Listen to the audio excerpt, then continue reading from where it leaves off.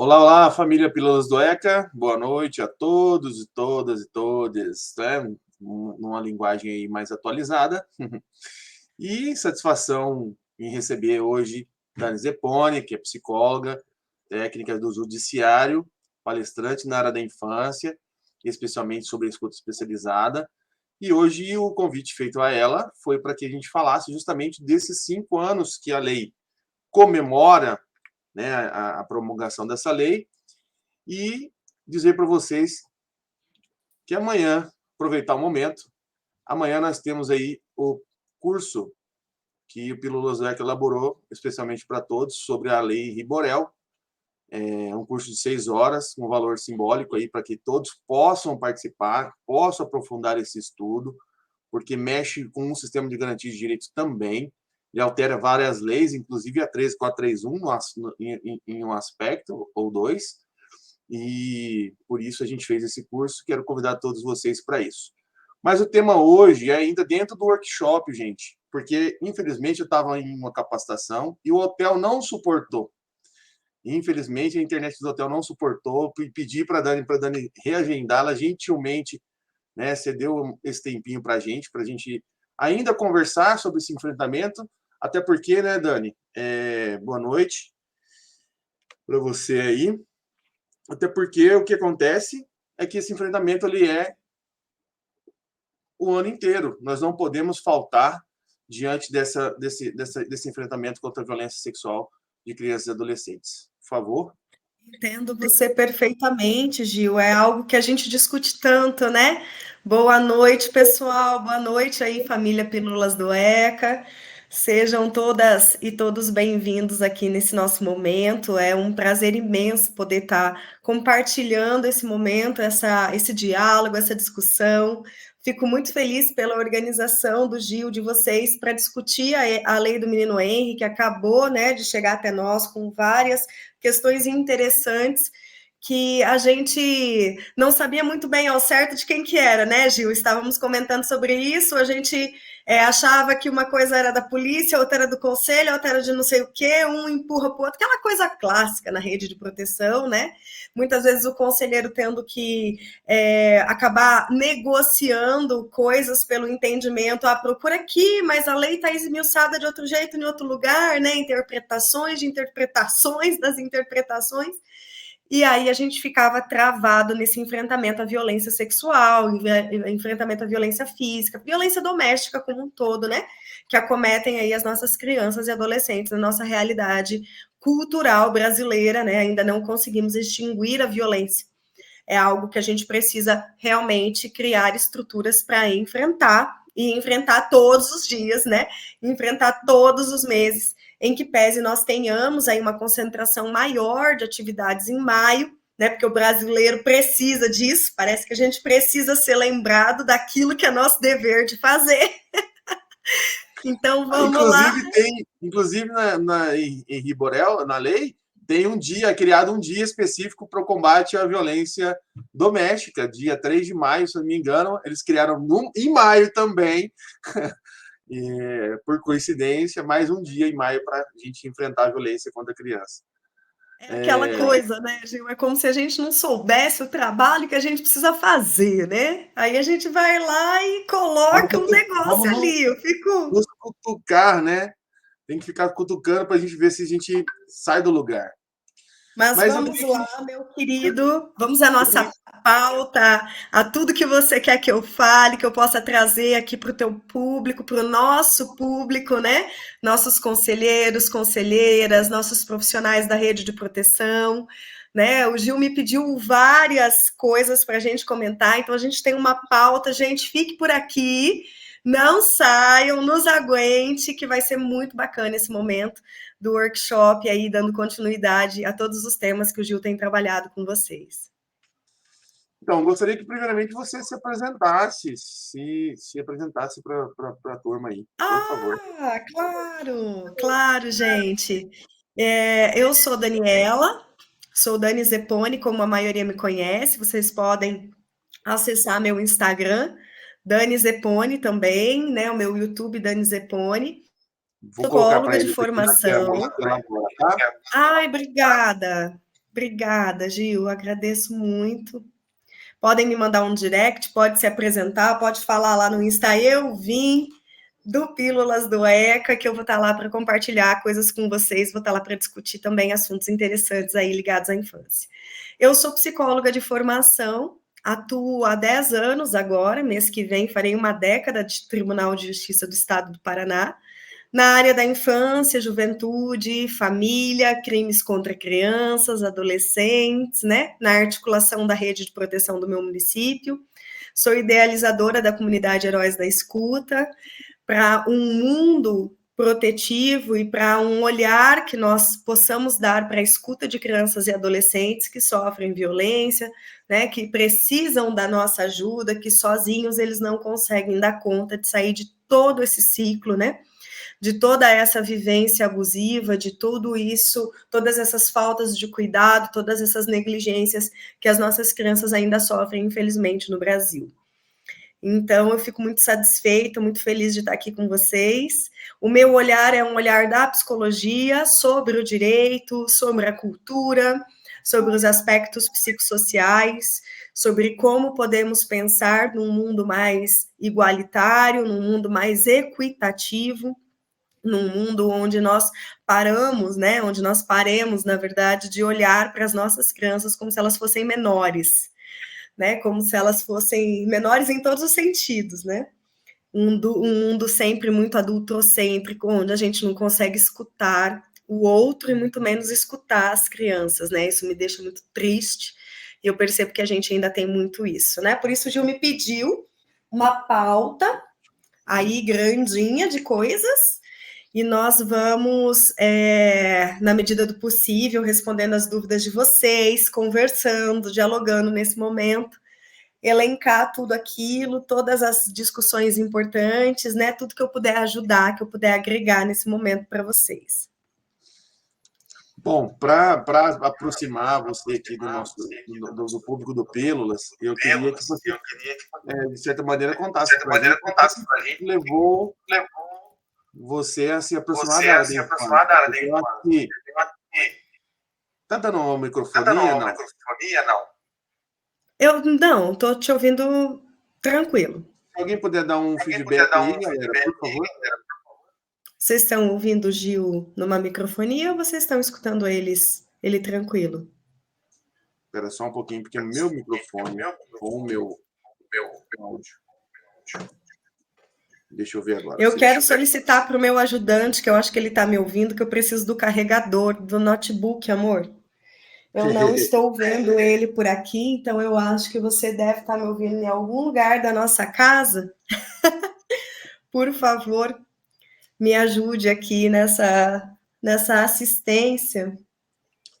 Vê se melhorou. Para a gente não sair do... Agora melhorou. Ou não. O telefone não é... Uai, gente. Eu te escuto normalmente.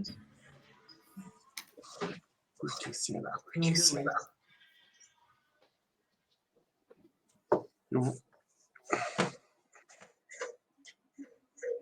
Só um minutinho, pessoal. Essas coisas, infelizmente, acontecem. Ah, como se fosse uma microfonia? Talvez tenta tirar o microfone, Gil. Talvez é o microfoninho que você tá. Então, vê se... Som, tá saindo. Som.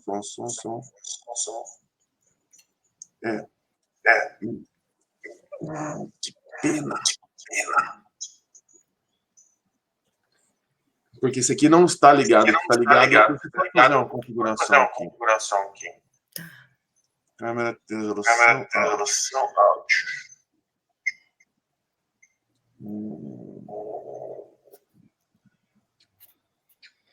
Ou então tenta colocar como se fosse um microfoninho no computador. Eu não sei se você está pelo Note.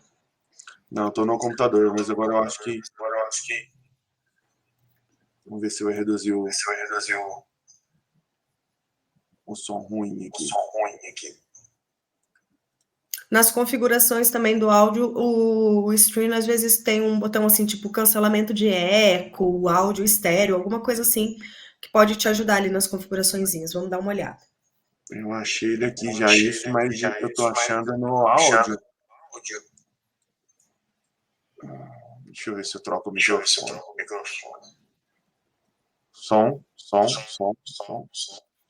E agora, pessoal? Melhorou, né? Eu acho que agora melhorou. Eu aqui te escuto normal. Olá. Melhorou, pessoal? Ai.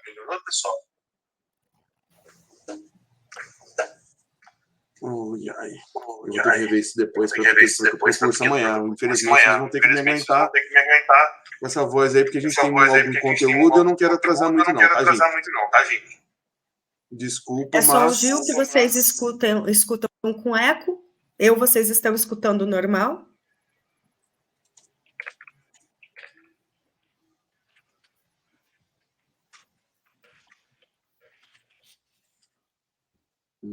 Continua.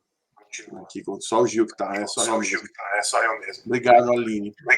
Mas vamos ter que continuar, gente. Vocês desculpem aí esse áudio ruim, senão a gente vai atrapalhar a própria live de vocês. Vamos tocar, Gil. Isso aí. O que eu queria que você falasse, eu estava comentando sobre isso, é aquilo que te aproximou da infância, porque eu tenho aquilo que me aproximou, que me levou a ir trabalhar pela causa. Você tem alguma coisa especial que te trouxe para a causa? Eu tenho, na verdade, duas questões assim que para mim foram muito marcantes, né? Eu acabei entrando na esfera da justiça por concurso público. Me formei em 2008, em 2019 abri o concurso do Tribunal de Justiça no Paraná, que fazia 19 anos que não abria, né? Então eu acabei indo para a área da justiça por oportunidade mesmo, que era aquilo que tinha surgido. Eu prestei o concurso público, tinha uma vaga, eu passei em primeiro lugar e entrei nesse concurso público, né?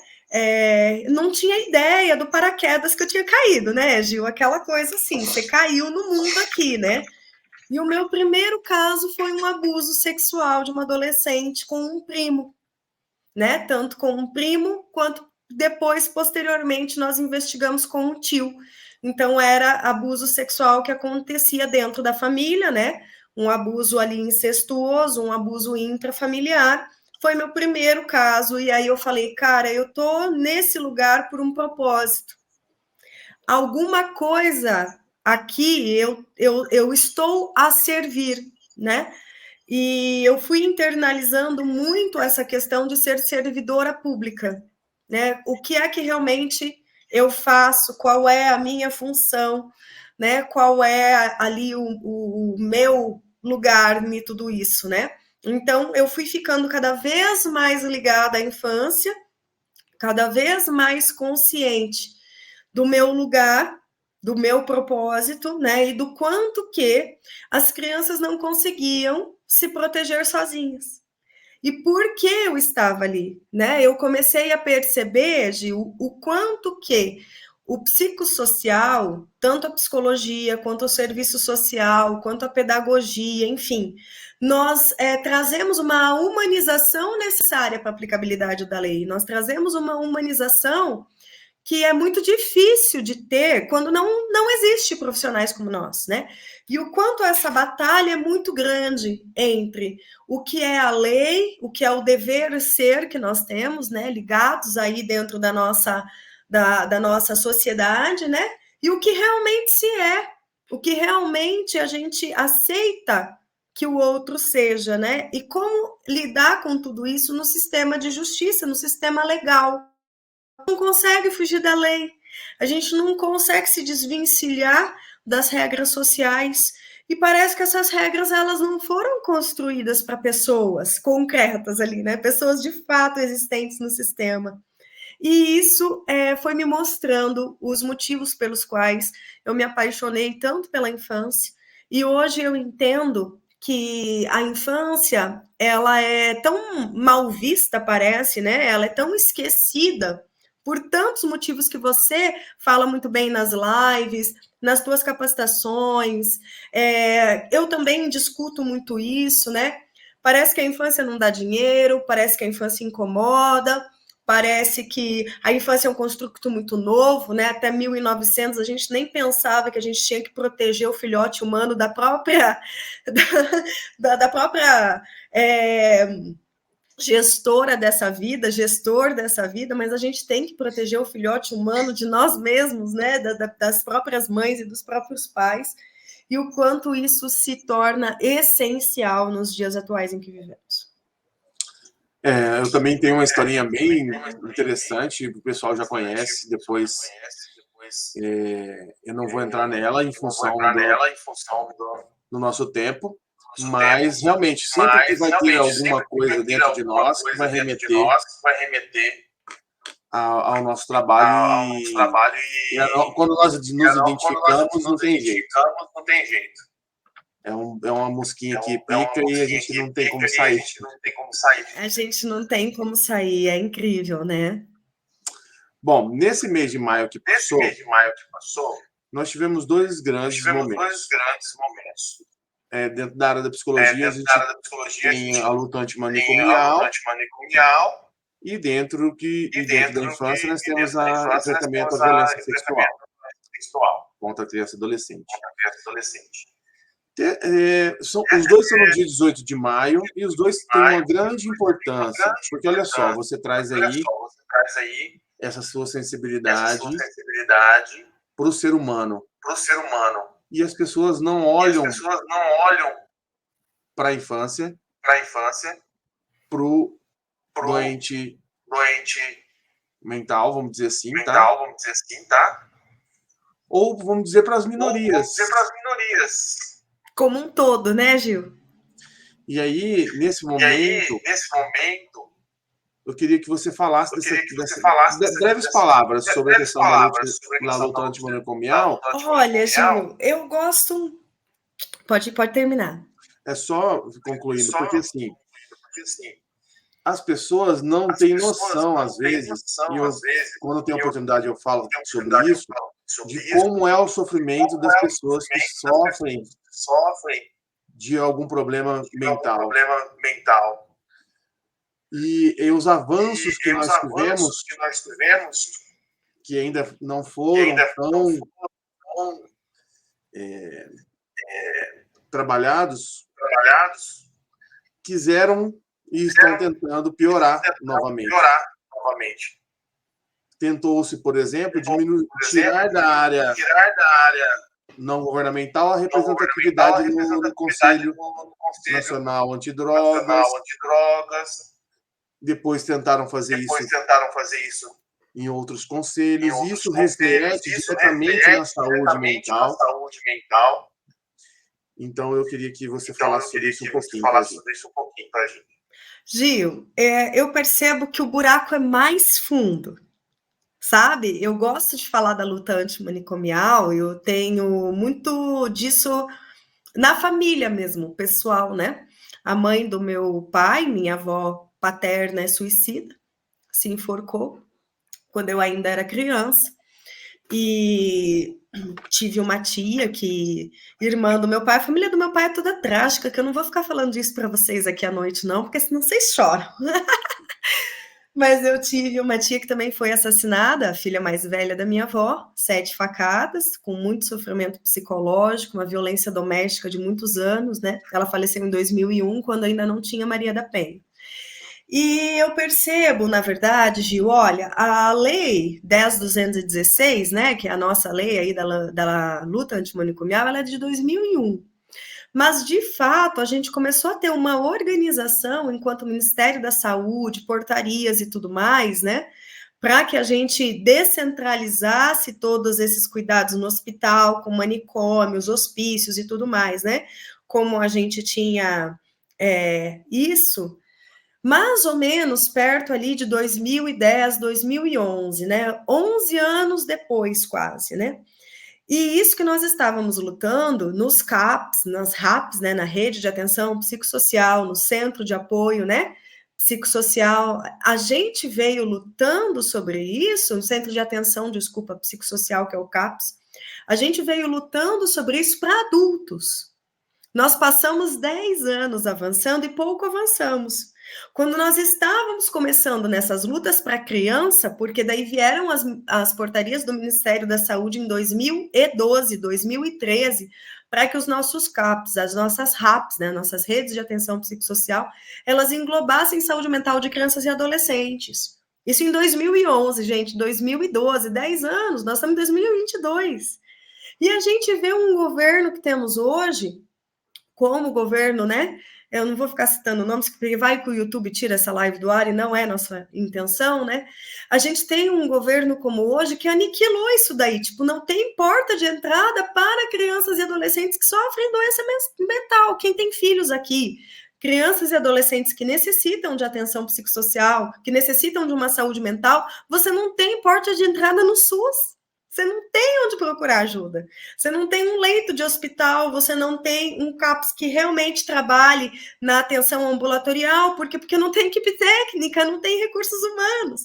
Para eu fazer o CAPS aqui da minha comarca de Nova Esperança, atender crianças e adolescentes, que era a lei do Ministério da Saúde, das portarias, eu tive que entrar com o pedido do Ministério Público, eu tive que fazer um TAC, eu tive que o TAC virar execução na Fazenda Pública, muitos e muitos anos, até que eu tivesse um CAPS que realmente atendesse a demanda de saúde mental. Então, o buraco, Gil, é tão profundo na luta antimanicomial, porque ela é um buraco para a saúde mental de todos, tanto de adultos, que nós não temos. Nós somos um país onde o pobre não tem a possibilidade de ter saúde mental. Nós não temos psicólogos existentes nos municípios pequenos, que é enorme, né? Quantidade de municípios no nosso país, nós não temos psiquiatra, nós não temos neurologista. Para você conseguir uma consulta com um psiquiatra, quem precisa aqui sabe do que eu estou dizendo para a criança, né? E nós não temos saúde mental para adultos. Pensa, se eu já não tenho saúde mental para a população adulta, que é a população que cuida das crianças, como que eu vou ter uma criança com saúde mental? A pandemia nos fez um favor. Eu ia falar justamente sobre isso. O que o reflexo da pandemia trouxe para mostrar como está escancarado essa necessidade que nós temos de melhorar a saúde mental. E, gente, saúde mental não é coisa para doido. Jamais! Você vai é a nossa saúde, a nossa tranquilidade, a nossa paz, para podermos desenvolver bem nosso trabalho, para cuidar do nosso filho, até administrar bem o nosso tempo faz parte disso. Então, saúde mental pode ser resumido, Gil, com autoconhecimento. E com uma frase que eu gosto muito: gente feliz não incomoda ninguém. Então, quando você tiver saúde mental, você vai estar feliz, você vai estar plena, você vai estar abundante, próspera na vida, você vai ter uma conexão com você, você vai saber o seu lugar, o seu propósito no mundo, e pode ter certeza, você não vai incomodar ninguém. Você vai estar bem. Saúde mental não é coisa para doido. Saúde mental é para a gente ser todo o potencial que vocês nasceram para ser, para você poder organizar o seu equilíbrio emocional. Eu parei de trabalhar com crianças em consultório porque eu enlouquecia com os pais. Porque o problema da criança não é a criança. O problema da criança é o pai e a mãe, que não consegue ter saúde mental nem para si. Então, você é super agitado, você é super ansioso, você vive aqui, ó, nesse negócio que demora 1 minuto para alguém te responder, você tá histérico. E aí você quer que seu filho seja normal, você quer que seu filho seja zen, tranquilo. Cara, isso não rola, isso não vai acontecer, né? E aí, Gil, eu sei que você pediu, né, para que a gente fale disso brevemente. Então, eu percebo duas lutas importantíssimas que são complementares uma à outra. Não tem como a gente erradicar a violência, não tem como a gente fazer uma sociedade da paz, da cultura da paz, do entendimento, da comunicação não violenta, onde nós não vamos subjugar, humilhar, destruir, detonar uma outra pessoa por conta das crenças de algo que a gente não compreende daquela pessoa e a gente violenta ela, seja adulto, seja criança, né? Essa violência doméstica tão grande que nós temos, né? Um país com tamanho índice de feminicídio como nós temos, se a gente não também cuidar da saúde mental. Então, tanto a lei antimanicomial, como a lei do combate e enfrentamento à violência sexual de crianças e adolescentes, e agora temos também a lei do menino Henry, tudo aí junto no mesmo mês, né? É uma congruência de fatores mostrando para nós, gente, não tem como combater violência sem saúde mental. E não tem como falar de saúde mental se a gente não falar também de agressividade, de impulsos, de violência e tudo mais, tá? Então, nós temos que lutar por um sistema de garantia de direitos que ele funcione para a criança, para os atendimentos da infância, mas também não desviando da necessidade do olhar e do cuidado da saúde mental dos adultos, que somos nós quem, de fato, zelamos e cuidamos pelo bem-estar das crianças. Se você não tiver saúde mental, dificilmente você vai conseguir educar e mostrar um caminho para uma criança no equilíbrio emocional, numa parentalidade, numa maternidade, numa maternagem que não seja violenta, né, Gil? E assim, foi feito um comentário pela Raquel sobre o sistema de garantia, que diz muito do que você está falando. Vou colocar aqui. Coloque, Gil, para a gente acompanhar. Infelizmente, a rede de garantia acha que tem que se tratar só criança, sem que o foco indireto seja a família. Na verdade, o foco direto é a família e a criança é indireto. Por quê? Porque ela reflete o comportamento familiar. Mas olha, Gil, que curioso, né? A gente volta a depositar a coisa na criança porque é como se a gente controlasse o corpo da criança. É muito mais fácil eu obrigar o filho do Gil ou levar o filho, a filha do Gil num lugar do que eu obrigar ele. Então você vai lá, você sabe que o fundo é mais embaixo, é a família na rede de proteção. Só que aquele pai e aquela mãe não adere aos atendimentos que a gente quer fazer. Aí você faz o quê? Bota a criança no serviço de convivência, taca a criança em tudo quanto é projeto, leva a criança para psicoterapia, aí você dá Ritalina, carbamazepina, aloperidol, aí você taca quetiapina na criança, aí a gente medicaliza o adoecimento que é sistêmico, é do núcleo. Mas que é outro problema a medicalização, né? Que é outro problema enorme, né? Porque se tivesse medicalização na minha época, eu estava dopado o resto da vida, menino, porque eu era terrível. Somos dois, então. Oh, meu Deus. Eu já contei pro pessoal, o pessoal acho que já sabe que eu, com 13 anos, eu fiz chave do carro do meu pai. Para quando ele viajar, eu pegar o carro escondido. Olha só. Eu era um santo. Safado. Mas olha só. Eu tive com a Aline Velasquez, psicóloga, colega sua. A gente falamos das políticas, como um todo. Mas eu queria que você falasse do papel específico do psicólogo, se é que existe um papel específico do psicólogo, referente à lei que cria o sistema de garantia de direito para criança, adolescente, vítima ou testemunha de violência 3431, que é nosso foco hoje. Nosso foco maior, né? Eu percebo, Gil, que o psicólogo ele acaba tendo um papel fundamental nas perícias, tá? Ali na parte que a lei enfoca, voltada para o depoimento especial, para a perícia.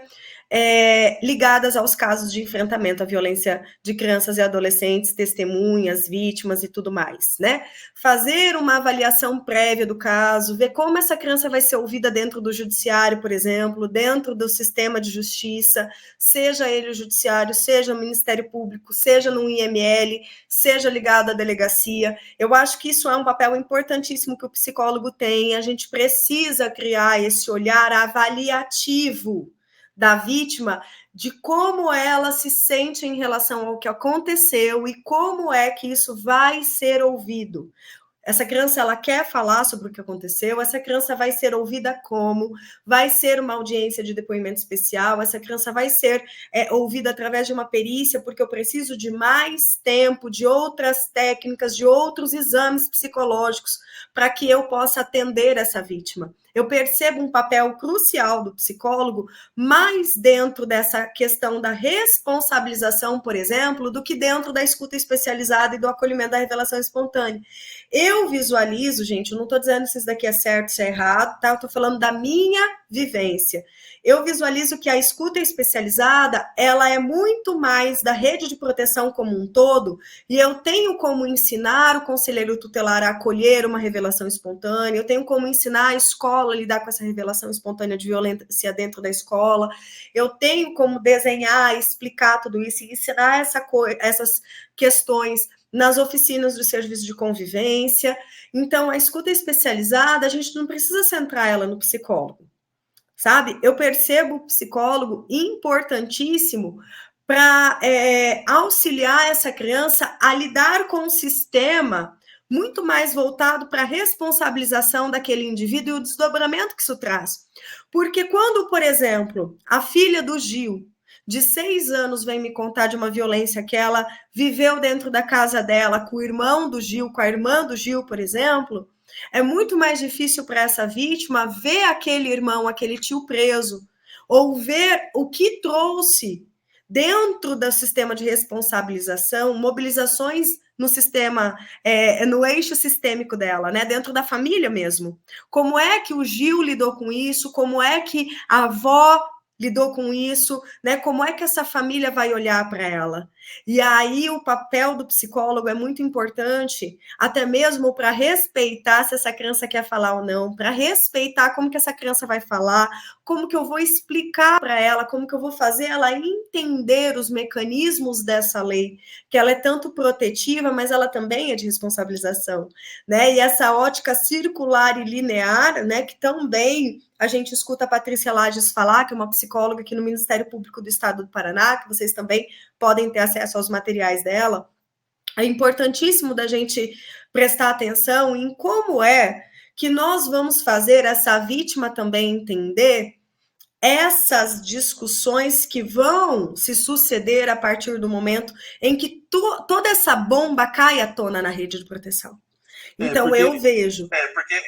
Pode ir? Só um parênteses na sua fala, porque é o seguinte, a vítima, ela ganha pela confiança, não é pela violência. O violador sexual de criança e adolescente, e aí a gente está falando da violência mais grave, que é aquela... mais intrafamiliar, né, Gil? Que é mais escondida, que é envolvida em tantos tabus, etc. E ela é mais difícil de sair, de ser detectada, apesar dos sinais comportamentais da família, os sinais comportamentais da criança, e os sinais no corpo da criança possam evidenciar, como é uma situação de confiança, a criança não enxerga o agressor como agressor. Há uma relação de amor, e até mesmo... isso que é o mais difícil. Mas olha, Gil, é porque quando a gente olha as dinâmicas abusivas daquele livro do Tillman Furnace, né? Abuso Sexual de Crianças, que é um capa amarela, livro não é? de 93, da capa amarela, né? É o famoso livro da capa amarela. A gente vê síndromes. Enquanto você fala, eu vou achar ele aqui. Tá. A gente vê síndromes. A gente vê síndromes das dinâmicas abusivas, né? Então, esse autor de violência, esse abusador intrafamiliar, principalmente, gente, ele tem o brinquedo disponível, ele não vai quebrar o brinquedo. Ele estabelece várias dinâmicas abusivas ali. Ele estabelece o segredo, ele estabelece a adição, né? Esse mesmo, Gil. Recomenda-se, né? viu, gente? Ele é Quem super quer tranquilo de aprofundar, ler. Ele é fundamental. muito bom. Ele é um dos únicos no país que fala sobre violências intrafamiliares com irmãos e com pessoas tão próximas da família, né? Para quem atende casos, para quem lida com esses casos na rede de proteção, é essencial, né? Que a gente consiga lidar com essa temática. Então, a criança, ela tem esse abusador como afeto também, né? Ninguém é totalmente ruim. É aquilo que também acontece na violência doméstica, né? Eu não sou uma esposa ruim o tempo todo com o meu marido, né? Eu não violento, eu não maltrato ele o tempo todo, mas quando eu posso, eu faço um abuso psicológico, né? Eu denigro, não, eu não gosto dessa palavra, né? Denegrir. Eu acabo humilhando, eu acabo aviltando a inteligência dele e o psicológico. A pior violência contra o homem chama-se indiferença. Depois você pergunta para ele se não é. A gente acaba utilizando de várias artimanhas, né, Gil? De várias estratégias abusivas, né? Abuso psicológico e toda essa questão do gaslight é algo fantástico para a gente trabalhar com violência, né? Então, para ela é muito mais difícil da gente conseguir lidar com toda essa temática, né? Ela não é, gente, ela se sente culpada em algumas horas, ela se sente responsável pelo sofrimento da família. Então, tem muitas dinâmicas acontecendo ali. Tá? E a gente precisa, eu acredito que é papel da psicologia adentrar cada vez mais nessa seara e trabalhar com essas questões, né? Principalmente das crenças limitantes, de tudo o que essas dinâmicas abusivas vai trazer no psicológico, porque eu vou ter que destravar esse psicológico, Gil. Eu não posso permitir que essa criança cresça com essas crenças de traição, de desamor, de desvalor, de desmerecimento, que vai fazer com que ela acredite, por exemplo, que ela é uma mulher do dedo podre. Né? Ah, eu casei com um ruim, o outro vai ser pior e é assim mesmo, né? Melhor ficar com esse do que trocar pelo marido, né? Do filho do outro, que não sei o quê. Aquele monte de crença limitante que a gente constrói. Então, eu vejo a psicologia como extremamente necessária para o depoimento especial, para a perícia e para esse eixo ligado à defesa e responsabilização do SGD, né, da 13.431, e eu também vejo a psicologia, assim como as outras ciências, que deveriam se aprofundar, né, nas neurociências ligadas aí a todo esse desbloqueio emocional que vai ser necessário que se faça com as crianças que sofreram tamanha violência na infância, para que elas não cresçam acreditando que ela tem a síndrome do dedo podre. Né, que ela não atraia sempre a mesma coisa, que ela não se envolva sempre com as pessoas erradas, porque parece que é um ciclo, né? É a filha da dona Maria Tereza que casou com o fulano, que agora é a neta, filha de não sei quem, né? A gente lida, parece que numa violência transgeracional, porque a gente fica cercado o tempo todo numa lei da atração extremamente forte, ligada a essas crenças de que eu não mereço amor, de que eu fui traída, de que ninguém é confiável, de que eu tenho o dedo podre, né? E muito mais crenças que eu poderia falar aqui, né? Eu poderia estar discursando com vocês, que infelizmente a gente não tem tempo para tudo isso. Mas eu vejo a psicologia ligada a isso, na rede de proteção, nos atendimentos para destravar e desbloquear essas vivências traumáticas e abusivas que é para ontem, e no eixo responsabilização, para que nós tenhamos essa criança com um olhar protetivo e realmente fazendo ela entender o que ela é como vítima dentro desse sistema todo e como é que a gente pode aliviar um pouco desse sofrimento para ela. Ótimo. E eu vou soltar aqui agora, pessoal, o formulário que eu esqueci de soltar no começo. O formulário de presença na live para aqueles que vão querer o certificado. Lembrando que para ter o certificado, tem que assistir às 4 lives do workshop. E o certificado tem o valor. Eu nem lembro o valor mais, gente. Deixa eu ver aqui. Acho que foi R$ 9,99. É uma taxazinha aí administrativa para eu poder mandar para vocês e elaborar esse certificado, tá? Então... Perfeito, Gil. O pessoal está perguntando aqui como que adquire esse livro. Esse livro está esgotado desde 1993, praticamente. Ele não tem edição nova no Brasil. Quando você acha na estante virtual para comprar é R$200 um exemplar, é um valor bem difícil, tá? Quantos likes a gente tem nessa live, Gil? Porque se o pessoal der uma quantidade interessante de like, eu posso divulgar para você dividir aí com os seus espectadores ele em PDF, numa versão maravilhosa que eu consegui de um desembargador. Aqui eu não. Mas a gente tem que ter uma quantidade boa de likes, senão não compensa. Eu não tenho aqui, porque eu não abri, mas eu posso abrir para ver quantos tem. Vamos trocar livro por like. Quanto mais like vocês dão, gente, apertar o dedo no botão certo, tá? O que vocês estão fazendo com esse dedo que vocês ainda não deixaram um like aqui?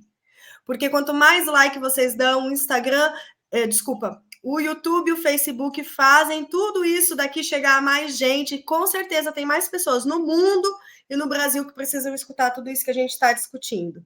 Então, eu troco like por livro. Olha que coisa fantástica, um PDF maravilhoso. Acho que eu vou aprender isso com você.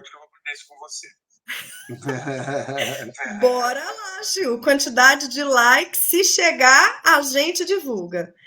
É simples, gente. Clica aqui no botãozinho de compartilhar que tem nesse vídeo. Se vocês estão no YouTube, isso é mais fácil ainda. E você compartilha com os 5 primeiros contatos do seu WhatsApp. Você não precisa nem pensar. É só clicar em compartilhar e vai lá 5 pessoas aqui, ó, que estão no começo da sua conversa. Com certeza você vai estar fazendo a sua excelente boa ação da noite de hoje, levando mais conhecimento, levando essas discussões importantíssimas para que as nossas crianças sejam protegidas. Em troca, eu só peço o seu like. Olha que coisa fantástica. Já temos aqui para fazer um sorteio. Então vamos fazer diferente. O Wallace, na live dele, ia sortear duas camisetas. Junto com a camiseta, aquele que divulgar a live e provar para mim, mandando no PV que postou para 5 pessoas, marcar 5 pessoas na live, aí vai participar do sorteio da camiseta e a Dani manda o PDF. Tá bom? Aí, ó, o Gil já está começando a pegar o jeito do negócio.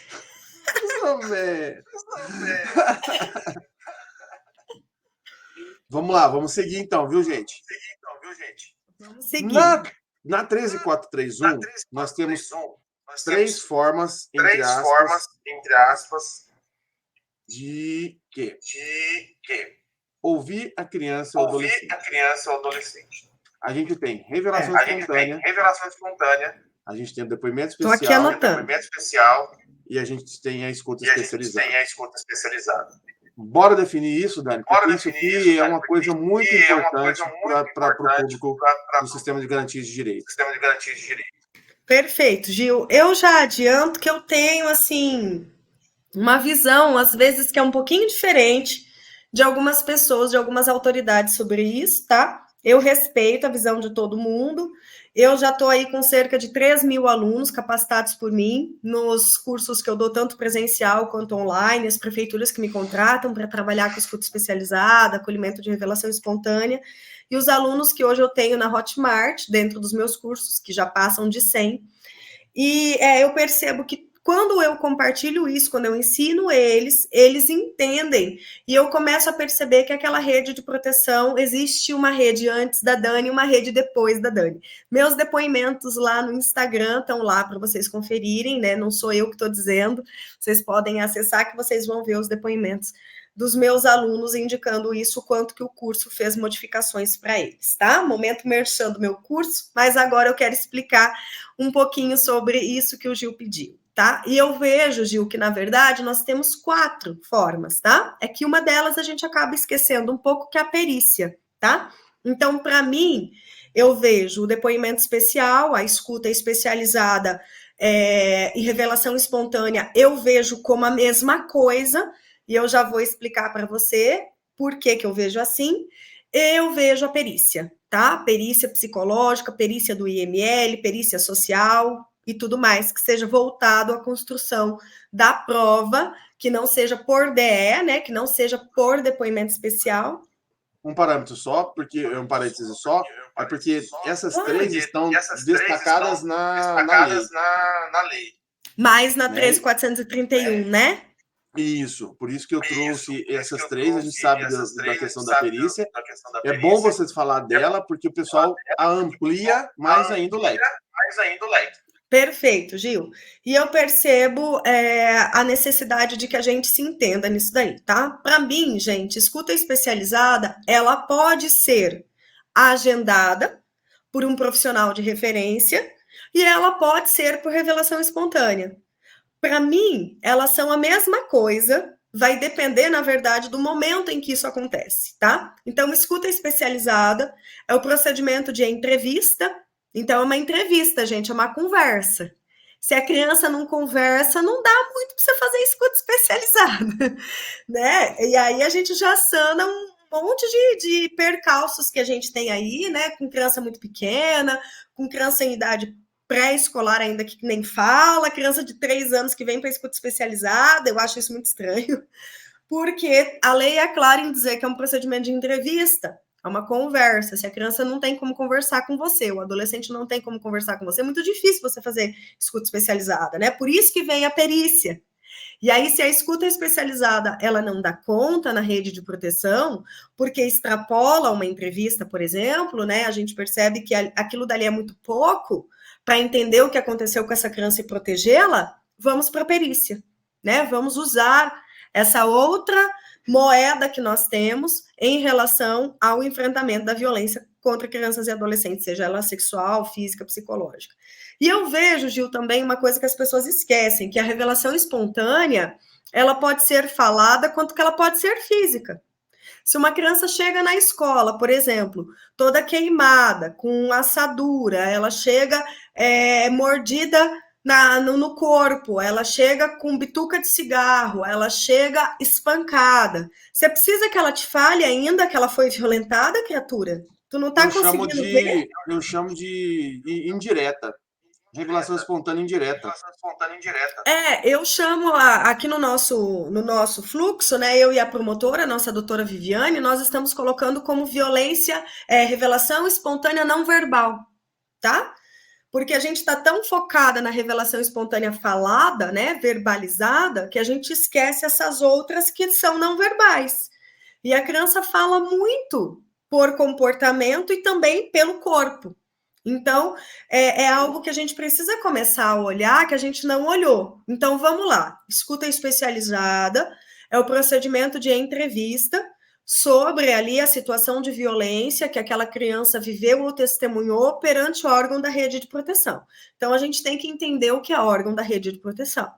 E aí nós temos o nosso SGD em 3 eixos, tá? Então, eu faço escuta especializada no judiciário? Faço.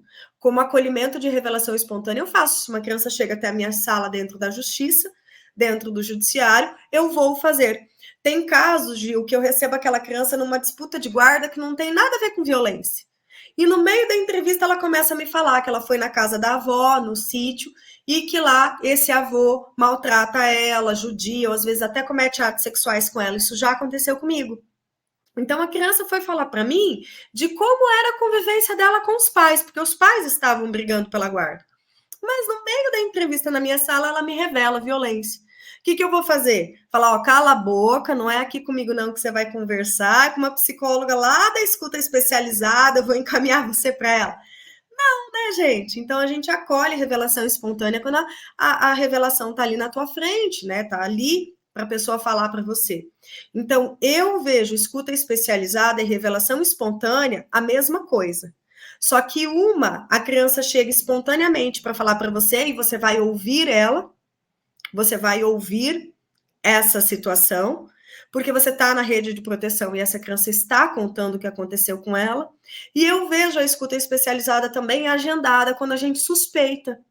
Quando essa criança não contou para mim, não contou para o professor, não contou para o oficineiro do serviço de convivência, não contou para o pai, não contou para a mãe, mas eu percebo lá dentro da minha sala de aula, lá dentro da minha oficina do serviço de convivência, lá dentro de uma oficina do CRAS, do CAPS que ela está frequentando, enfim, na rede de proteção, que ela mudou de comportamento, que ela está diferente.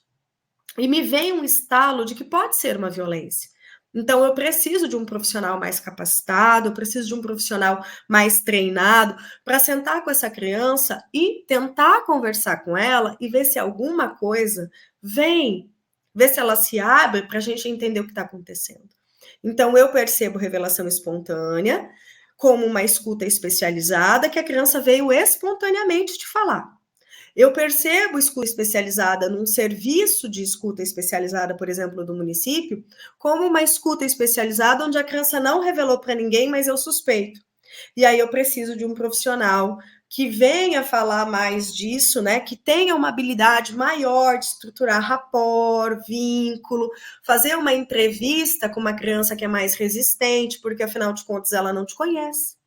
É diferente de uma criança que vai até a sala do Gil, conselheiro tutelar, e vai querer conversar com ele porque gosta dele, porque já conhece, porque confia, porque, enfim, catou o corpinho dela lá de 10 anos e levou até a sala do Gil para conversar.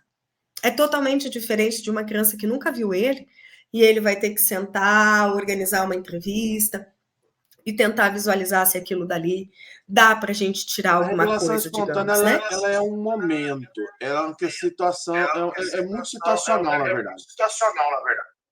Uma oportunidade que a criança viu, né? E ela aproveitou essa oportunidade de conversar com aquela pessoa, né?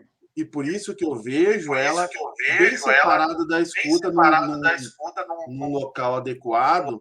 Por quê? Porque nem todo mundo vai se especializar nessa entrevista.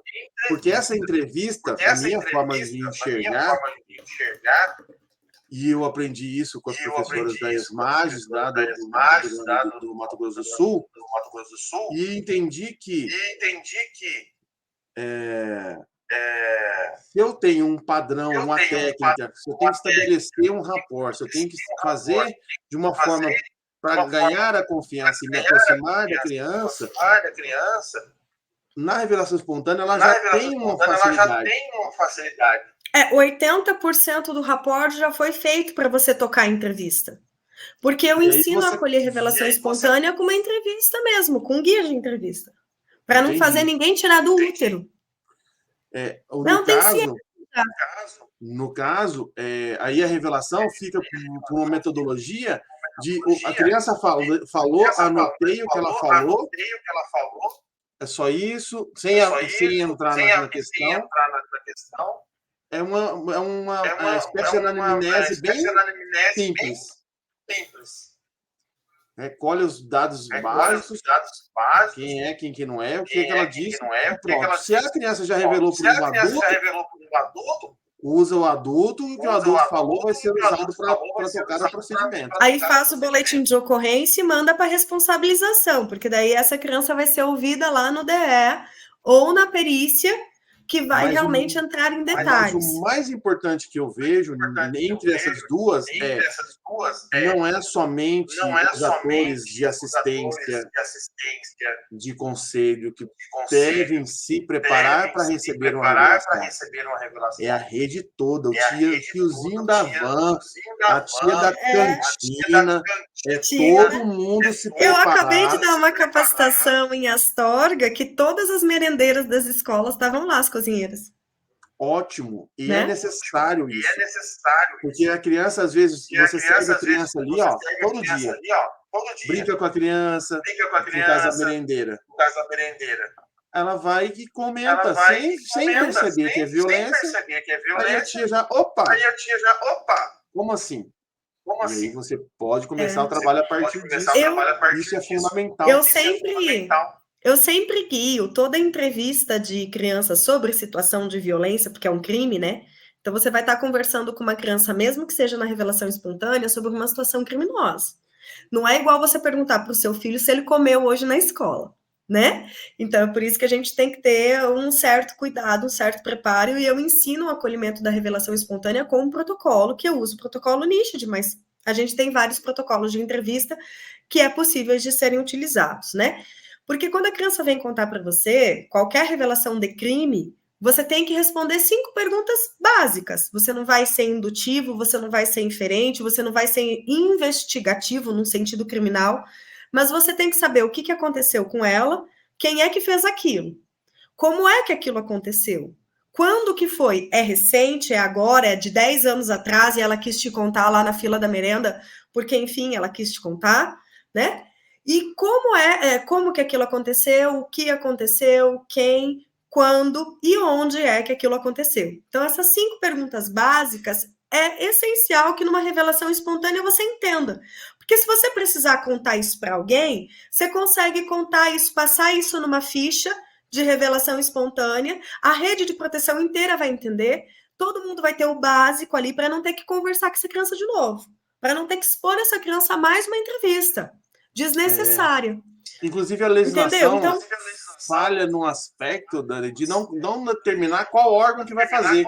Como ela deixou aberto demais, deixou perante órgão da rede de proteção. Pode conversar com qualquer pessoa na rede de proteção. E e aí sabe o que fica eu muito vejo, aberto. Gil? Sabe o que eu vejo? Eu vejo escuta especializada não como especializada sendo uma especialidade, que a pessoa tem que ter uma faculdade, uma graduação, alguma coisa assim. Eu respeito quem acha que tenha. Mas para mim, escuta especializada é porque nós que somos rede de proteção, nós que estamos num SGD, por exemplo, de uma cidade, vamos pegar uma cidade como a minha, que eu tô aqui 27 mil habitantes, que é pequeno porte, assim, não é uma cidade tão grande nem tão pequena, tá? Se eu pegar meus professores, meu pessoal da assistência, meu pessoal do SUS, meu pessoal do judiciário, da delegacia, do conselho tutelar, nós somos especiais na população. Nós somos uma faixa de profissionais que dentro de 27 mil habitantes, nós somos especiais. Quer alguém mais especial do que o conselheiro tutelar? São 5 para uma sociedade, às vezes, de 100 mil pessoas, de 50 mil pessoas, que vocês são representantes da comunidade, da sociedade dentro do sistema de garantia de direitos da criança, dentro do eixo defesa. Olha só se isso não é ser especial. Então, eu não vejo a escuta especializada com um cunho técnico. Eu não acho que é especializada porque a pessoa tem que ter uma faculdade, uma graduação.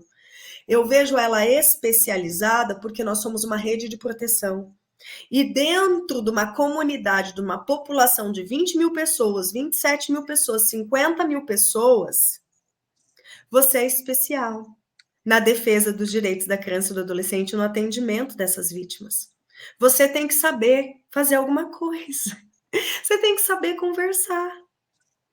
Então, o Michael coloca o seguinte. Ou seja, a revelação espontânea, qualquer pessoa seguindo esse protocolo pode conduzir a mesma. A Dani tem falado o tempo todo que ela respeita opiniões contrárias, mas que ela tem uma visão sobre a revelação espontânea que ela traz para a gente. E eu acho importante nós vermos esses lados, porque particularmente eu ainda entendo que a revelação espontânea não é o protocolo NICHD, por exemplo. De entrevista. Mas eu tenho que ter um conhecimento tal para saber acolher essa criança. Para saber sabe o que receber acontece, essa informação. Eu comecei a perceber que a rede de proteção toda, ela não sabe conversar com gente. E todo mundo depositou isso como sendo do psicólogo. O psicólogo que sabe conversar com pessoa. O psicólogo que vai lá resolver. O psicólogo que tem sensibilidade. Nós não temos um psicólogo em cada lugar. E a gente tem que chupar essa manga o quanto mais cedo possível. Então, revelação espontânea é a criança querer conversar com você. Você entrevistar ela sobre o que aconteceu com ela, porque ela chegou até você para conversar. E você não é psicólogo, meu querido. Você não é psicóloga. Você vai ter que conversar com essa criança de qualquer jeito. Eu vejo a luz do protocolo de entrevista como uma possibilidade, que eu vou ensinar quem não é psicólogo, quem nunca entrevistou com gente, saber entrevistar, saber conversar. E não é só com criança, você entendendo os preceitos de um protocolo de entrevista, você vai conversar até melhor com seu marido, com a sua sogra. Você vai saber entrevistar até seu filho melhor. Você vai parar de fazer pergunta indutiva, inferente para ele, você vai parar, sabe, de fazer coisa ridícula com seus adolescentes, que vocês começam a conversar com ele, entrevistar ele, ele fica calado, porque você nem sabe como conversar. Então, eu vejo revelação espontânea, gente, quando a criança chegou para falar com você, é você que tem que chupar essa conversa. Você não vai encaminhar para mais ninguém. Você não vai dizer assim, olha, fica quieto, não é comigo não que você vai conversar, porque eu não sou psicólogo. Eu vou mandar para outra pessoa. Então, eu vejo assim, revelação espontânea de todo mundo. Sendo de todo mundo, eu preciso ensinar as pessoas que não são psicólogos como eu, e aliás, tem péssimos psicólogos também que não sabem nada conversar com pessoas. Isso de fato existe, tem pessoas boas nas profissões, tem pessoas que não são. Tem pessoas que não sabem lidar com violência, mesmo sendo psicólogo. Tem psicóloga que fala assim, nossa, Dani, eu não sei como é que você trabalha nisso daí. Até hoje, cada vez que eu dou curso disso, eu vejo pessoas, né? Eu vejo pessoas disso, falando isso. Então, eu percebo o protocolo como um guia de entrevista que não é técnico, não é para ninguém que tem faculdade, inclusive nos países fora do Brasil, quem faz os atendimentos no centro são pessoas da comunidade, nos centros ali comunitários de atendimento às vítimas de violência, não é psicólogo, não é assistente social, é outra organização.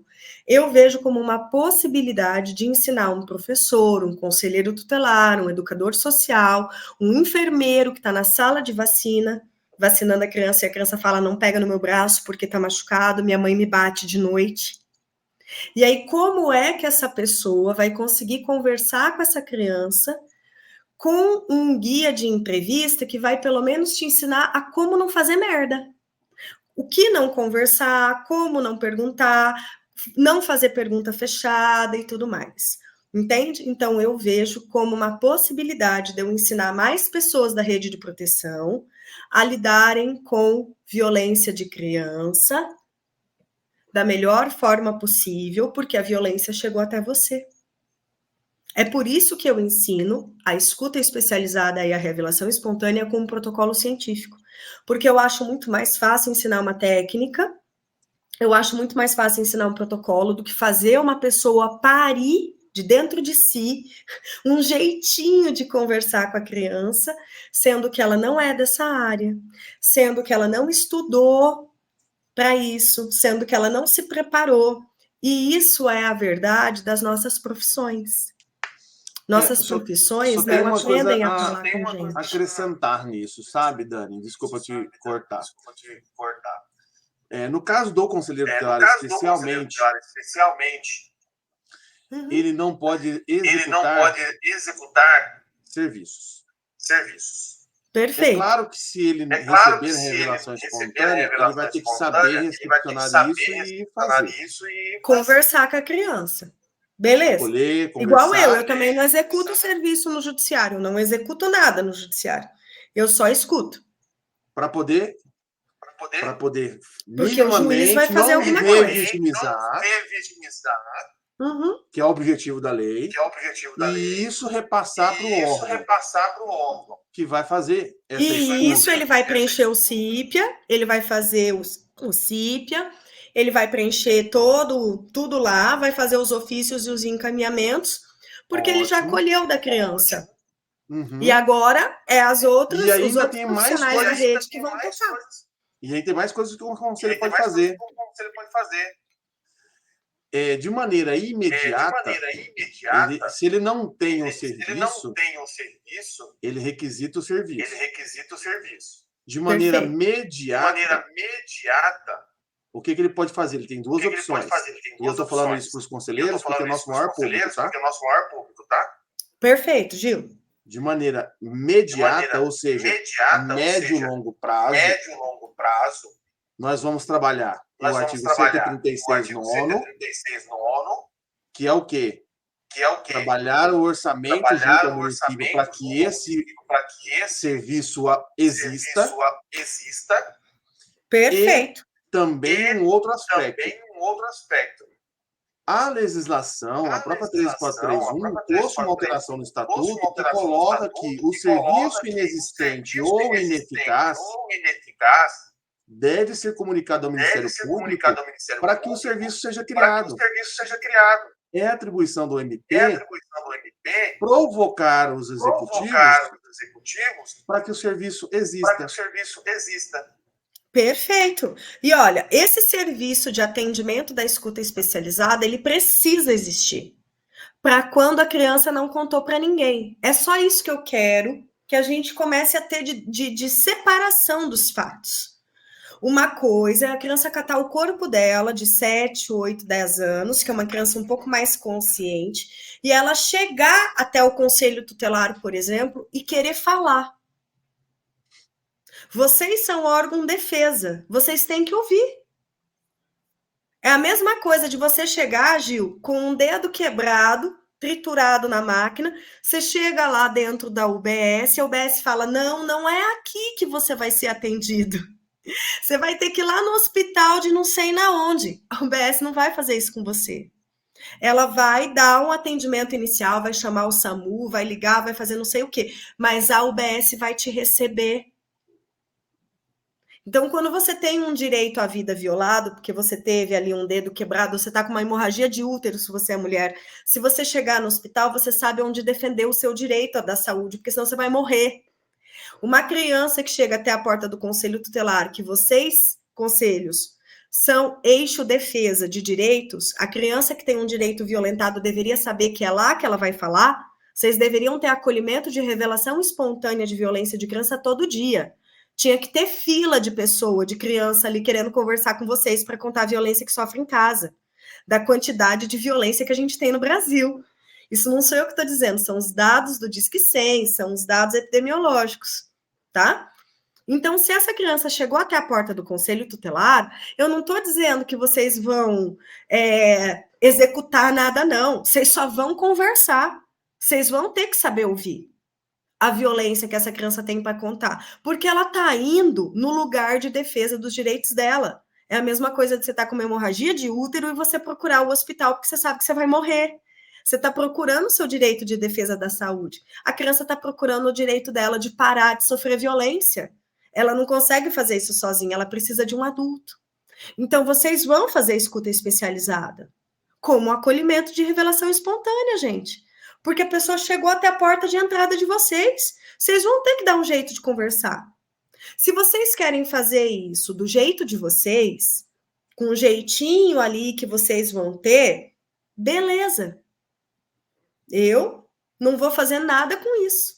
Mas a minha prática me incita a ensinar a rede de proteção a acolher essa revelação espontânea com uma técnica. Por isso que eu ensino o protocolo, porque eu acho ele muito mais fácil do que fazer o bom senso na cabeça de cada um da rede de proteção.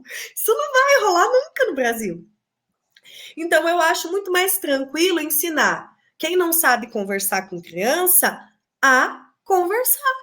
E tá tudo certo. Se você também quiser fazer do seu jeitinho particular, porque você acha que você sabe conversar com criança melhor lá na tua sala do conselho, lá na tua sala de aula, dessa forma, tranquilo, gente, tá tudo certo. O importante é atender. É você entender o que aconteceu com a criança e você se comprometer a fazer ela sair da merda que ela tá. Porque quem tá na merda é ela, não é você. Ela tá sofrendo. Ela tá sendo abusada. Ela tá passando fome. Ela tá lá com 2 anos pesando 7 quilos. Não é você. Então, você tem que fazer realmente alguma coisa a partir dessa notificação. Escuta especializada e revelação espontânea para notificar. Notificar. a violência? Quando eu notifico a violência, é para fazer ela parar. É simples. Então, revelação espontânea e escuta especializada é para isso. Eu vou notificar, eu vou trazer à luz, eu vou dizer que a criança está sendo violentada. E a rede vai ter que fazer aquela violência acabar. Porque senão, para que serve rede de proteção? Eu vou escutar lá o Gil de 5 anos sendo violentado e eu vou fazer porra nenhuma. Não dá. Então, escuta especializada e revelação espontânea é para isso. É para notificar a violência e a rede de proteção fazer a bendita de alguma coisa para aquela criança sair da merda que ela está sofrendo violência. Infelizmente, Michel, a gente não vê capacitação para revelação espontânea. Eu fico triste.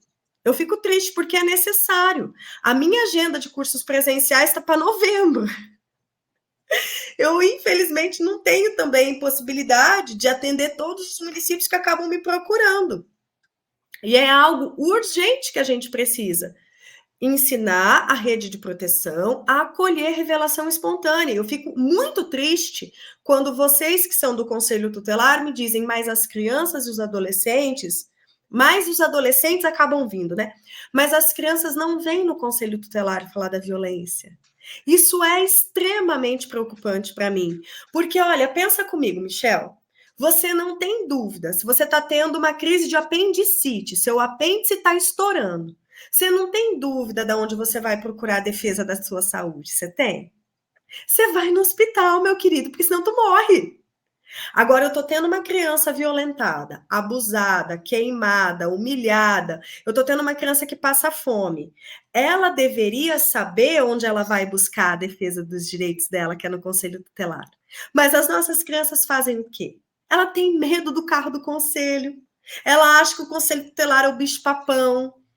Entende? A gente está sangrando o Conselho Tutelar, a gente está sangrando esse órgão da rede de proteção, colocando atribuições que não é dele, fazendo o Conselho Tutelar ir lá na escola resolver picuinha de criança, fazendo o Conselho Tutelar ir lá na porta das praças onde estão fumando narguilé, maconha, não sei o quê, e acha que é o Conselho Tutelar e dá uma bronca que vai resolver. Então, quando a gente atribui atribuições que não é do Conselho Tutelar para o Conselho, a gente sangra esse órgão. E aí as nossas crianças que deveriam buscar o Conselho, saber que o Conselho é o lugar de defesa dos direitos dela, que é ali que ela deveria buscar ajuda e ela vai ser ajudada. Eles fogem de vocês. Isso é extremamente absurdo. E o pior, sabe o que é? É que isso vem das autoridades que deveriam conhecer o estatuto. Todos os dias chega um caso de abuso de autoridade. Querido, que eu tenho uma 5. Eu vou tomar até uma água para me acalmar. Todo dia tem um caso de abuso de autoridade contra o conselheiro tutelar, Dani. Chega para mim aos montes. Eu já estou trabalhando até em defesa administrativa, porque aí o promotor quer caçar, manda para o CMDCA, o CMDCA nem faz avaliação, já abre o processo. E pau no conselheiro. E até agora eu não perdi nenhuma, hein? Tô feliz com isso. É isso mesmo, Gil. Então, é uma psicoeducação necessária, tanto para as autoridades, quanto para os conselhos, quanto para a rede como um todo, do entendimento da lei, do entendimento das atribuições de cada um no SGD. Eu sei que isso é chover no molhado, gente, mas nós temos o SGD desde 2006, colocado pela Resolução 113 do CONANDA. 113 ou 117, me perdoa, eu não me lembro de todas. Eu sei que é a de 2006, que institui o SGD, que nós dialogamos em rede, que nós conversamos em eixo, que todos os eixos têm sua atribuição, que um não é para interferir na atribuição do outro. Isso é desde 2006. Nós estamos em 2022 e a gente não conseguiu avançar. Aí, qual é o problema? Agora nós temos o SGD da escuta, da 13.431. Então, o nosso SGD do ECA, que foi regulamentado em 2006, ele já está travado, Gil. A gente já tem dificuldade de fazer o promotor entender o papel dele e deixar o conselheiro fazer o dele, o delegado fazer o dele e não passar para o outro, o CRAS fazer o que é do CRAS, o CRES fazer o que é do CRES, o judiciário parar de mandar estudo para a prefeitura fazer, né, que é outra discussão, né, ridícula. O judiciário tem orçamento próprio, ele tem organização própria, ele deveria ter equipe própria, daí ele fica colocando o trabalho dele para os outros órgãos. Então, a gente está com essa manga para chupar. Olha o quanto o buraco é mais embaixo. Né? A gente vai cavando, a gente vê onde é que estão nossos problemas. Então, vocês entenderam, gente? Para mim, escuta especializada, revelação espontânea para notificar a violência e fazer a violência acabar. Tirar a criança da merda que ela está vivendo. Essa é o fundamento da escuta especializada. Tanto ela como revelação espontânea, quanto agendada. Tanto faz, do jeito que vocês quiserem, tá? O depoimento especial é para prova, construção de provas, é para responsabilização e penalização do cara, da mulher, que fez aquilo com a criança, que fez toda a violência contra ela, tá? Então, o depoimento especial é uma audiência, é regida pelo juiz, é um ato oficial, pode ser feito pela polícia e pela autoridade judiciária, de acordo com o que está na Lei 13.431. É para construção de provas, não é para ninguém da rede de proteção do eixo promoção ter que ficar fazendo depoimento especial, beleza? Isso é da autoridade policial e da autoridade judicial. É construção de provas, é uma audiência, tá? Beleza. Perícia está dentro do Código de Processo Civil.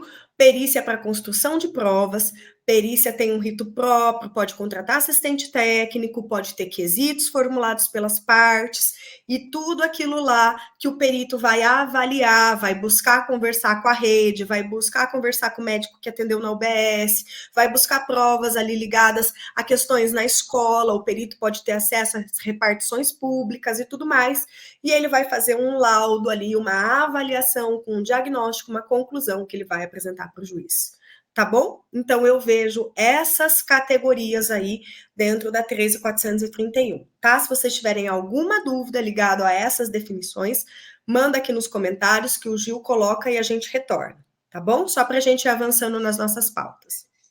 Na verdade, a última agora, porque a gente ultrapassou nosso tempo aqui já, porque a gente vai conversando, vai indo. Perfeito. Depois a gente, qualquer coisa, a gente pode ter, marcar uma outra coisa em outro momento para continuar conversando. Mas eu queria te instigar a falar sobre as perspectivas futuras, porque a gente tem 5 anos da lei. E eu vejo uma falta de interesse em colocar ela na prática. Custa quase 33 anos. Não foi efetivado. Nós temos uma legislação que vai melhorar o atendimento com a criança e adolescente, e ela ainda está embrionária. São poucos os municípios que estão se atentando para isso. Como é que você vê essa circunstância? Olha, Gil, eu percebo, tá, que existem forças muito fortes lá em cima, né, nos altos escalões, tanto no Conselho Nacional de Justiça, na ONU, Childhood Brasil, tem muita gente interessada em fazer essa lei funcionar, sabe? Eu que estou dentro do sistema de justiça, eu nunca vi uma lei ser tão forçada a que a gente cumprisse, sabe? Que a gente regulamentasse, né? Que o Tribunal de Justiça desse, por exemplo, seu jeito aí e comprasse equipamento para salas e se organizasse e fizesse capacitação. Por exemplo, eu não vejo isso ligado à adoção. Eu não vejo isso ligado a outros temas, tá? Então, eu tenho uma perspectiva futura de que essa lei, ela veio... Eu não gosto de falar disso, né? Não nesse termo, porque é estranho você dizer que uma lei pega e outra não pega. Mas eu percebo que essa lei, ela veio para pegar, sabe? Eu vejo muitos promotores, muitos juízes, muitos delegados, muitas pessoas dentro da rede de proteção se empenhando para que ela saia e para que ela se cumpra. mas eu percebo que ela se esbarra exatamente nisso que você começou a falar. O estatuto ainda não foi implementado. Então, quando eu travo na 13.431, é porque eu estou travado desde o ECA. Aquela rede de proteção com eixo promoção, defesa, controle social funcionando nos municípios já não acontece. A gente não conversa intersetorialmente, a gente não tem a rede de proteção para as crianças que não sofreram violência realmente funcionando. E aí a gente trava no sistema de garantia de direitos da criança e do adolescente que foi violentado, né? Só que eu percebo um movimento muito forte, tá? Até agora eu não sei bem ao certo da onde ele vem, se é mais dos mecanismos internacionais que acabam trazendo isso, ou se é uma cúpula muito grande ligada a essa discussão, porque é uma cobrança em cima da outra. Se cria sistemas para monitorar isso, se cria metas no CNJ para monitorar isso. É uma cobrança muito forte para que os juízes se capacitem, para que os ministérios públicos, né, tanto aí do Paraná quanto de todas as organizações, os promotores, eles se vejam dentro do sistema de garantia de direitos, entenda essa lei, para de pedir procedimentos que são ridículos, né, que não deveriam acontecer. E eu acho que isso veio como uma força muito forte, tá? Só que eu percebo o controle social ainda muito incipiente. A gente não cuida do orçamento. A gente não programa dinheiro para essas capacitações, porque eu costumo dizer o seguinte, Gil, não falta dinheiro público, gente. O Brasil é um país com uma carga tributária imensa. Falta o dinheiro público ir para onde a gente quer. Falta então o que eu chamo de planejamento. Planejamento, Gil. Até porque o gestor acha que o recurso público é dele, parece. Eu não vou gastar. É como se fosse um gasto. Tem uma dó de gastar o dinheiro com uma capacitação como se aquele dinheiro fosse dele.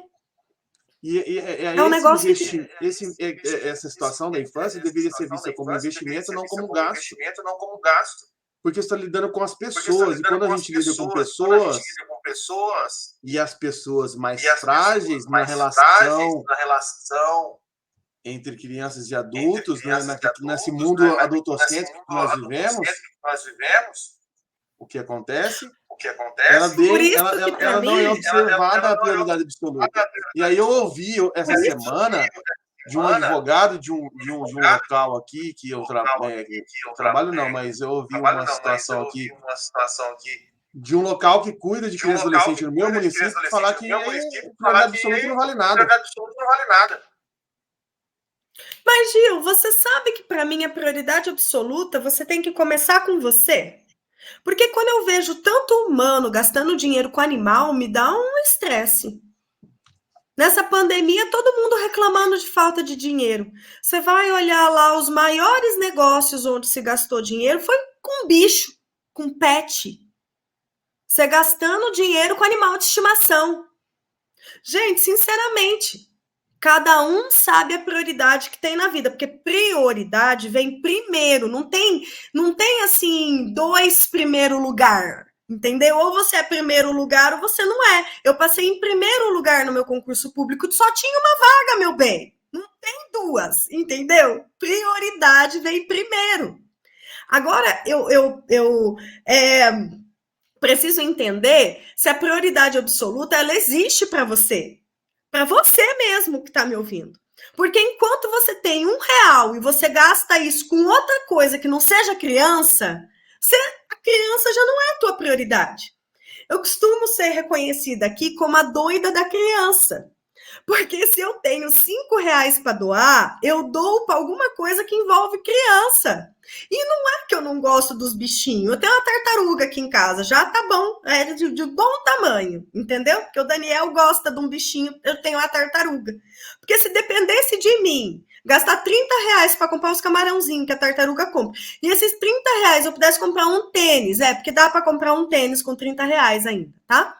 Para uma criança, eu comprava. Então, a criança está sendo sua prioridade absoluta mesmo? E aí eu não estou falando enquanto conselheiro tutelar, enquanto professor, enquanto psicólogo, eu estou falando como gente. Se você tem criança como pessoa, se você tem criança como prioridade, o que é que você está fazendo na tua vida?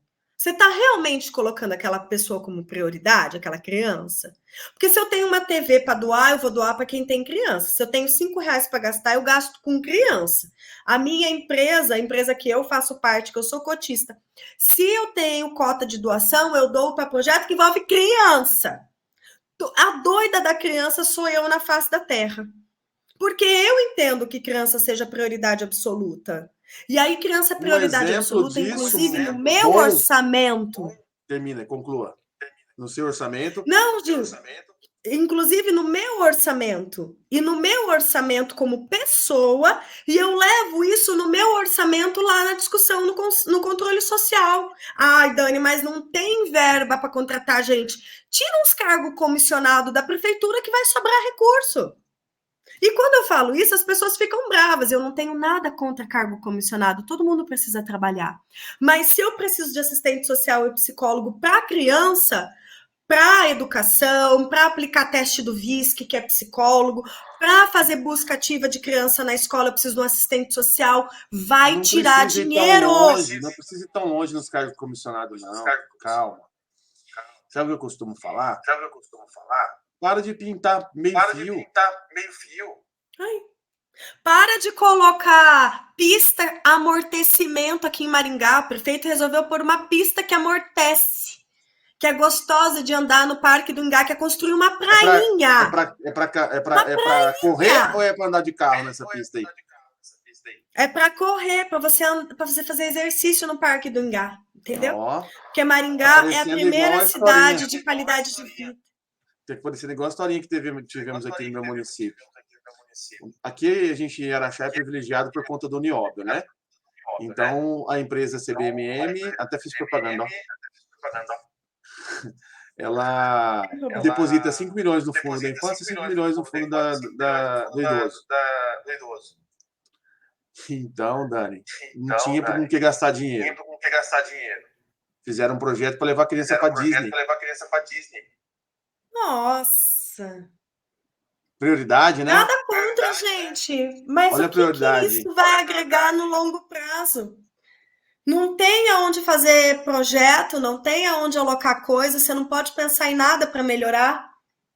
Aí a gente tem fila de creche, a gente tem fila de psicólogo, a gente tem fila disso, fila daquilo, e a gente não resolve o problema da infância porque a gente fica patinando em cima de coisas que não vão dar frutos. Então, para mim, a perspectiva é, Gil, os desafios vêm na implantação, desculpa, eu vou começar com os desafios. Os desafios vêm na implantação real do ECA, para a gente destravar esse sistema de garantia de direitos. Entender que somos rede de proteção e não rede de serviços. Entender que precisamos respeitar os eixos. Cada um tem que fazer sua atribuição e faça bem feito, que está ótimo. Você não precisa ficar indo lá procurar a atribuição do outro, não. Faça o teu. Não vá lá reclamar que o promotor de justiça não faz o papel dele. Faz o seu primeiro. Faz ele bem certinho. Organiza primeiro todo o teu trabalho. E aí depois você vai cutucar o dedo do outro, falar que o outro não consegue fazer. E qual é a perspectiva?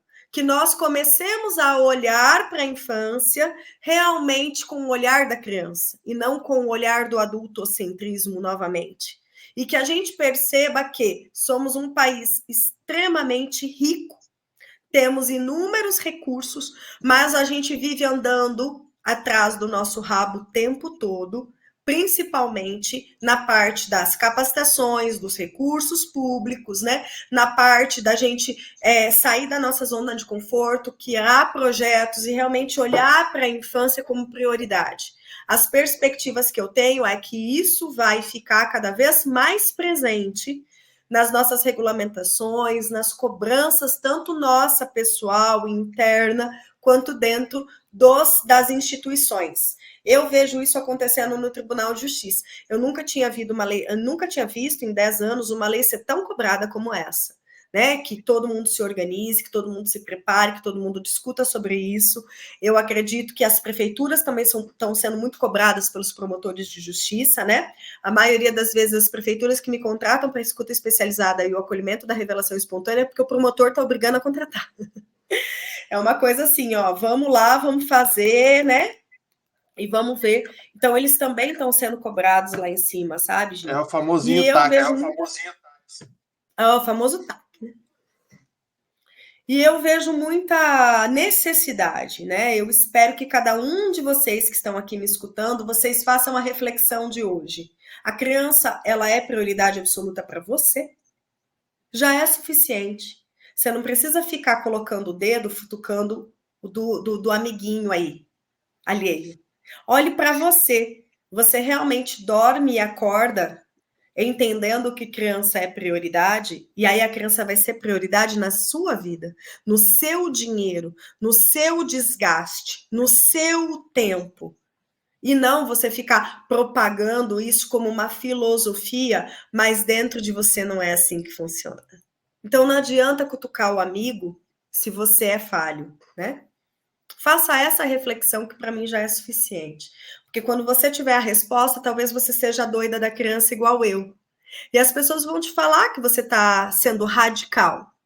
Mas seja radical. Marx adorava ser radical, né? Radicalismo é você ser muito preso à essência, às raízes das coisas. Então se prenda à essência do estatuto, que é a proteção integral. E a proteção integral a gente não consegue fazer se a criança realmente não for nossa prioridade absoluta. Grande reflexão para fechar a noite de hoje. Agradecer mais uma vez a Dani pelo aceite do nosso convite. Agradecer a todos vocês que estão participando. Não coloquei aqui todas as falas, senão a gente estende muito tempo. E a gente queria fazer uma segunda-feira bem tranquila para vocês. Amanhã nós começamos o nosso curso. É o primeiro curso e é o único curso até agora que tem modelos para o conselheiro tutelar trabalhar perante as novas atribuições que a Lei Henri Borel traz. Lembrar também que nós temos a mentoria Pílulas do ECA, um programa muito interessante de mentoria. Nós temos hoje aí mais de 40 mentorados, que tem 360 horas. 360 horas não, desculpa. Mais de 300 horas por mês de acompanhamento e apoio online. Fora as lives, que essa live é inclusa, por exemplo, dentro da mentoria, mas como é um tema muito importante, a gente abriu para todo mundo. E o programa de mentoria, para quem quiser depois, procura a gente. O curso também está sendo preparado com muito carinho. E eu espero vê-los todos lá. Isso aí, gente. Aproveitem o curso, aproveitem essa oportunidade de conversar, de discutir aí sobre esse tema com o Gil. Eu tenho certeza que vai ser muito aprendizado, vai ser muito bacana. Eu vou preparar também uma discussão sobre essa lei, ainda não consegui me debruçar. Queria acompanhar a discussão do Gil para aprender mais com ele também. É uma pena que amanhã o Dr. Murilo Giacomo está aqui na nossa cidade, em Nova Esperança, no Paraná, e daí tem capacitação com ele, depois tem outras atividades à noite. Mas adorei estar aqui com vocês, fico à disposição, espero ter trazido reflexões importantes, interessantes. Agradeço o tempo de vocês, né, a dedicação de vocês estarem aqui. Minha gratidão. Gente, muito obrigada pelo convite, Gil. E eu fico à disposição aí para outros momentos, para outras discussões. Quem quiser acessar a Jornada Destrave a Escuta Especializada no meu canal do YouTube, Dani Zeponi, está aberta ainda. Eu deixei aberta no mês de maio, tá?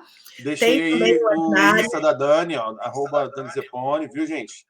Segue ela também. O YouTube é o mesmo, tá? O canal do YouTube também é Dani Zeponi. Então, vocês podem acessar lá, tem muita aula, tem uma jornada toda que eu transmiti ao vivo, 12 horas, falando sobre isso, que eu tenho certeza que vai ajudar bastante o entendimento da 13.431. Tá de graça, gente, tá no meu canal do YouTube.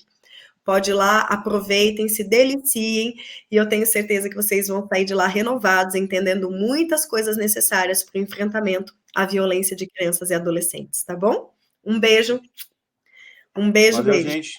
Boa noite. Bom descanso para todos. Boa noite, bom descanso.